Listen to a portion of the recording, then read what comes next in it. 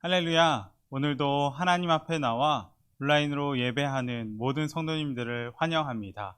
제가 기도하고 새벽 예배 시작하겠습니다. 하나님 감사합니다. 오늘도 새벽을 깨워주시고 추운 날씨에도 주님을 사모하여 온라인으로 하나님 앞에 나와 예배하게 하시니 감사를 드립니다.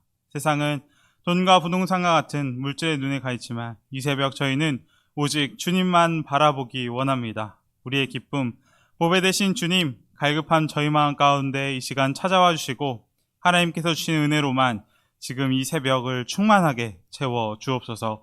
예수님의 이름으로 기도합니다. 아멘. 오늘 하나님께서 주시는 말씀은 느헤미야 8장 1절에서 12절까지의 말씀입니다.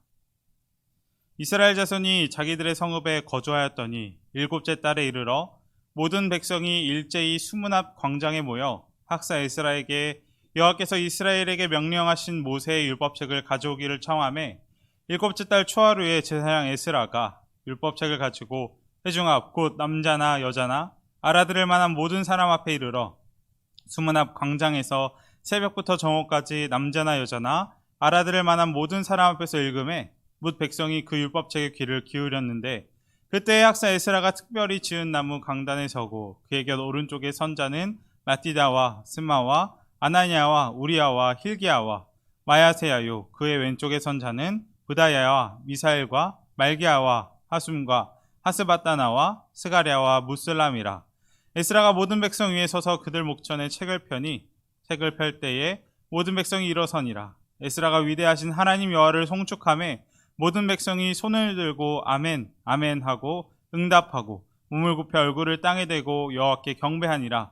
예수아와 바니와 세레바와 야민과 아굽과 사부대와 호디아와 마아세야와 그리다와 아사라와 요사밧과 하난과 블라야와 레위 사람들은 백성이 제자리에 서 있는 동안 그들에게 율법을 깨닫게 하였는데 하나님의 율법책을 낭독하고 그 뜻을 해석하여 백성에게 그 낭독하는 것을 다 깨닫게 하니 백성이 율법의 말씀을 듣고 다 우는지라. 총독 느헤미야와 제사장점 학사 에스라와 백성을 가르치는 레위 사람들이 모든 백성에게 이르기를 오늘은 너희 하나님 여호와의 성일이니 슬퍼하지 말며 울지 말라 하고 느헤미야가 또 그들에게 이르기를 너희는 가서 살찐 것을 먹고 단 것을 마시되 준비하지 못한 자에게는 나누어 주라. 이날은 우리의 성일이니 근심하지 말라. 여호와로 인하여 기뻐하는 것이 너희의 힘이니라 하고 레위 사람들도 모든 백성을 정숙하게 하여 이르기를 오늘은 성일이니 마땅히 조용하고 근심하지 말라 하니 모든 백성이 곧 가서 먹고 마시며 나누어 주고 크게 즐거워하니 이는 그들이 그 읽어 들려준 바를 밝히 알미라. 아멘.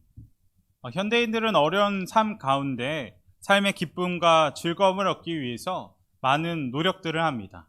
그래서 때로 1시간씩 줄을 서서 맛집을 찾아다니며 맛있는 음식을 먹기도 하고 끊임없이 소비하고 소유하며 자신의 만족과 기쁨을 얻기 위해 노력합니다. 하지만 그런 세상적인 기쁨은 어떻습니까? 세상에서 얻는 기쁨은 오래가지 못한다는 것을 우리는 경험적으로 잘 알고 있습니다. 분명 사람은 자신이 원하는 것을 가졌을 때 기쁠 것이라고 생각을 합니다. 하지만 그 기쁨은 금방 식어버립니다. 다시 말하면 세상의 수단으로는, 세상의 물질으로는 절대로 우리의 기쁨을 얻을 수 없다는 것입니다. 그렇다면 우리는 이 힘든 세상 가운데 어디서 진정한 행복과 만족을 얻을 수 있을까요? 오늘 본문을 보면 진심으로 기뻐하고 즐거워하는 공동체를 볼 수 있습니다. 그들은 누구입니까? 바로 유다 공동체입니다. 오늘 본문을 보면 모든 백성이 크게 즐거워하니 크게 기뻐하며 라는 말이 반복되어 나옵니다. 그들이 정말 진심으로 즐거워하고 기뻐하는 것입니다. 사실 그들의 상황은 기뻐할 상황이 아니었습니다. 아직도 도비아의 위협이 그들 가운데 남아 있었고 어려운 현실의 문제들이 많이 있었을 것입니다. 그러나 그들은 그들의 어떤 상황과 상관없이 기뻐했습니다.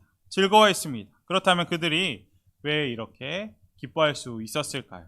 오늘 말씀을 보며 그들의 기쁨이 어디서 오게 된 건지 함께 은혜를 나누도록 하겠습니다.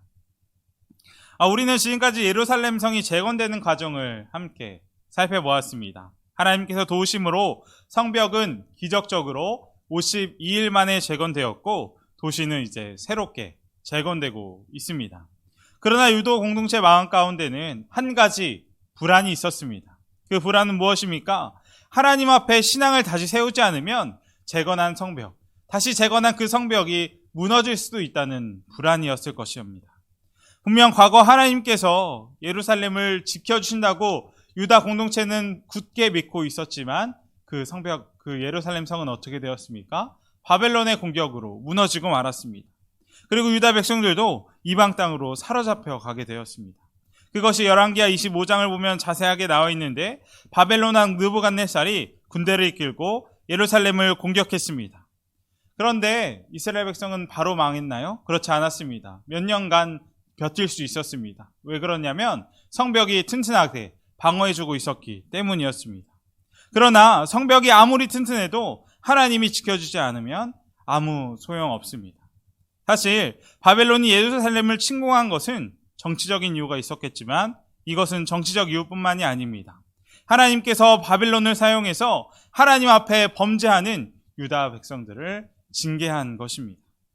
그래서 바벨론 군사들은 성벽을 뚫고 성전과 왕궁을 불태우고 예루살렘을 무너뜨렸습니다. 더 안타까운 것은 무엇입니까? 왕자들은 아버지 시드기야 왕 앞에서 살해되었고 시드기야 왕은 두 눈이 뽑힌 채로 사슬에 결박당해 바벨론으로 끌려갔다는 것입니다.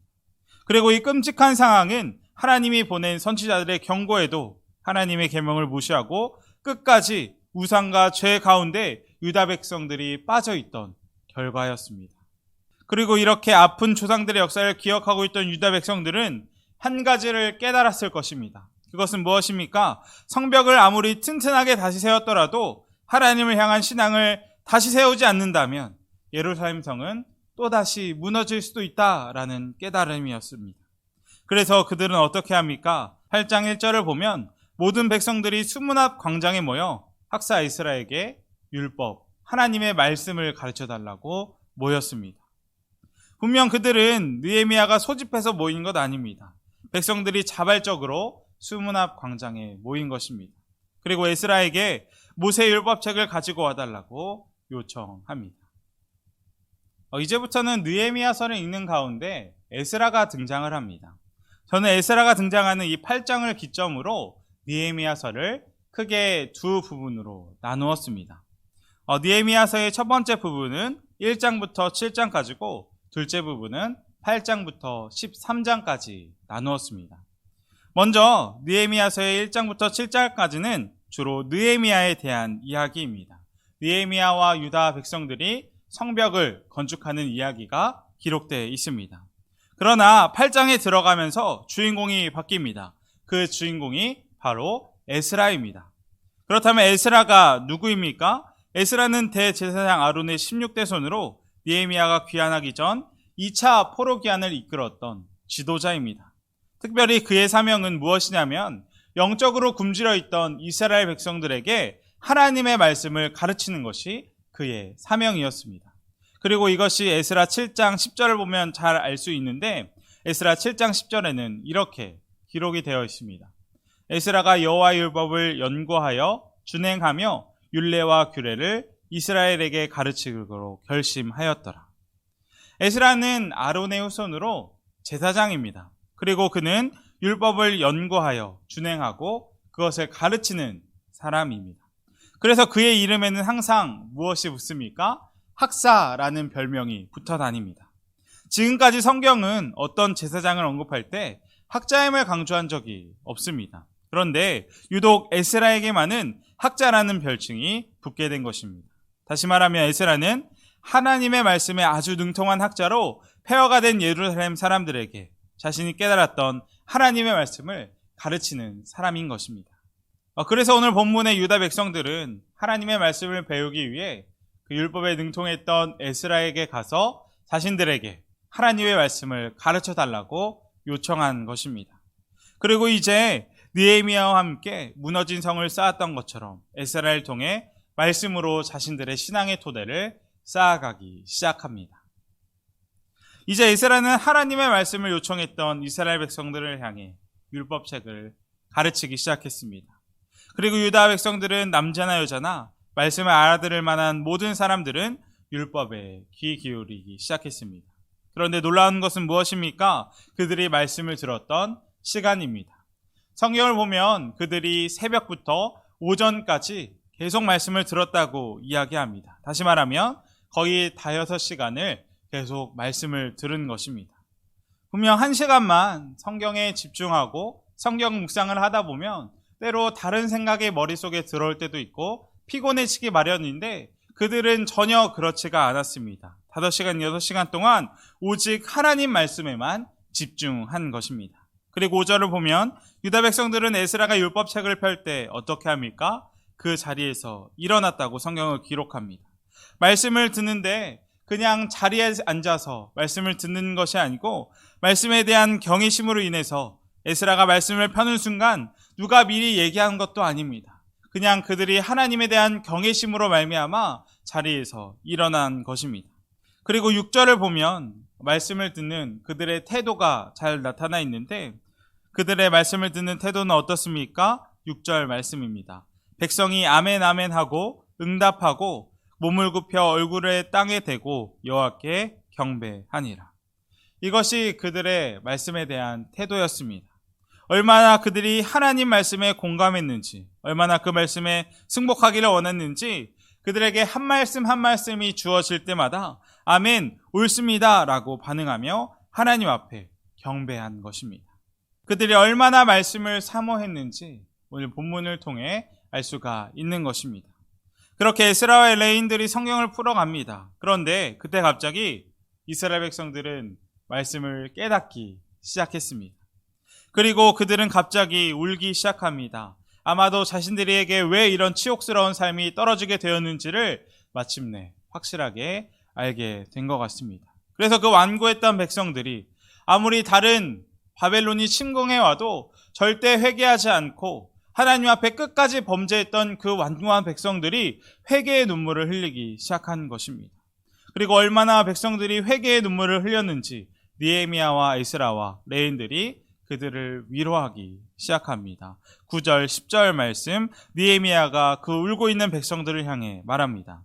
이날은 우리 주의 성일이니 근심하지 말라. 여호와로 인하여 기뻐하는 것이 너희의 힘이니라. 아멘. 하나님의 말씀으로 인해 기뻐하는 것이 우리의 힘이 됩니다. 그리고 정말 12절을 보면 말씀을 깨달았던 그 모든 백성들이 마음의 기쁨이 충만해졌다고 성경은 말합니다.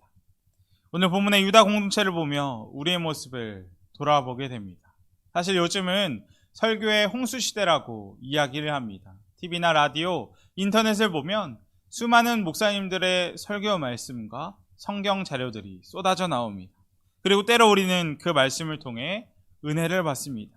그런데 우리가 생각해 봐야 할 것은 우리가 얼마나 그 말씀에 삶에 적용하고 말씀을 통해 얼마나 변화되었는지 생각해 봐야 한다는 것입니다. 또한 그 말씀을 통해 우리가 얼마나 우리 마음 가운데 기쁨이 충만해졌는지 돌아봐야 할 것입니다. 분명 기독교 역사에 있어서 영적 부흥이 일어난 시기는 한 곳도 예외 없이 성경 말씀에 대한 뜨거운 관심이 있었던 때였습니다. 그리고 이것은 우리나라도 마찬가지입니다. 초기 한국교회 역사에서 성경 말씀에 대한 관심은 성경을 배우고 가르쳤던 사경회에 대한 기록을 보면 알 수 있는데 선교사님들은 사경회를 다니는 우리 조선인들의 모습을 보며 감탄했다고 합니다. 왜냐하면 그들은 농번기 때 이불과 양식을 짊어지고 수백 리 길을 걸어 사경회에 참여했기 때문입니다. 그래서 언더우드 선교사님은 사경회를 가는 한국인들을 보며 이렇게 증언했습니다. 한국인들은 며칠씩 걸어서 사경회에 참석하는데 웬만한 어려움은 거뜬히 견뎌내고 있으며 250명에서 많을 때는 1100명씩 모여 열흘에서 열 나흘 동안 성경을 배웁니다. 이 같은 대규모 사경회에 참석했던 사람들은 고향으로 돌아가 소규모 사경회를 개최하였는데 1년 동안 이 같은 소규모 사경회를 192회 실시해서 연인원 1만 명이 사경회에 참여하는 기록을 세웠습니다. 우리의 믿음의 선배님들은 하나님의 그 말씀을 듣기 위해 수백 리를 걸어서 사경회에 참석한 것입니다. 그리고 그것도 모자라서 자신의 고향으로 돌아가 소규모 사경회까지 연 것입니다. 그리고 또 어떤 선교사님은 한국교회 사경회에 대해 유대인들의 유월절에 비교하며 다음과 같이 말했다고 합니다. 마치 유대인들이 유월절을 지키듯 한국 교인들은 사경회 때만 되면 모든 일상생활을 접어두고 오직 성경 공부와 기도에만 전념합니다. 이같이 성경 공부에만 전념한 결과 교회 전체가 단합되고 사랑과 봉사로 이루어지는 진정한 부흥이 가능케 되었습니다. 이 점에서만큼은 미국도 한국을 본받아야 할 것입니다. 이것을 볼 때 우리 신앙의 선조들은 하나님의 말씀의 권위에 어떻겠다는 것을 알 수 있습니까? 하나님의 말씀의 모든 생활을 지배받았다는 것을 알 수 있습니다. 그리고 그 결과 그들 마음의 기쁨이 충만해지고 한국교회 부흥이 일어나게 되었습니다. 또한 그것이 지금까지 원동력이 되어서 현재 우리 한국교회가 있게 된 것이 아닐까 합니다. 말씀 앞에 우리 자신을 돌아봅니다. 우리는 말씀의 가치를 얼마나 존중하고 있습니까? 우리는 무엇을 듣고 무엇에 귀 기울이며 살아가고 있습니까? 비가 온다는 일기예보를 들으며 우산을 챙기는 우리가 하나님 말씀을 들으면서는 무엇을 준비하고 무엇에 관심을 두고 살아가고 계십니까?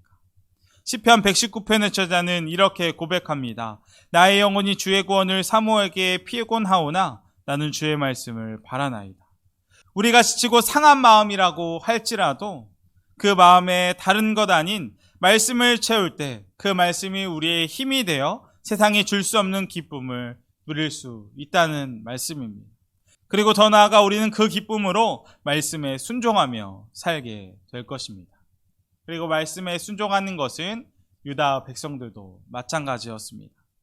유다 백성들도 말씀을 깨닫자 하나님 앞에 회개하고 이제 말씀을 순종하며 살아가기 시작합니다. 그것이 13절 이하에 잘 나타나 있는데 오늘 우리가 함께 읽지는 않았지만 본문 13절 이하를 보면 말씀을 깨닫고 기쁨이 충만한 유다 백성들은 무엇을 합니까? 초막절을 지키는 것을 볼 수가 있습니다. 그들은 성경을 읽다가 자신들이 보내고 있는 날이 초막절이라는 것을 알았습니다. 그래서 그들은 함께 초막절을 지키기로 한 것입니다. 분명 초막절은 어떤 날입니까? 이스라엘 백성들이 이집트에서 해방된 후 광야 생활을 할 때 초막에서 있던 날을 기억하며 하나님께서 어떻게 이스라엘 백성을 돌보셨는지를 기억하고 기념하는 절기입니다. 하나님의 보호하심, 하나님의 인도하심을 기념하는 것이 바로 초막절인 것입니다. 그래서 그들은 어떻게 합니까? 그 말씀대로 순종하여 초막을 짓고 초막절을 지킵니다. 17절 말씀입니다.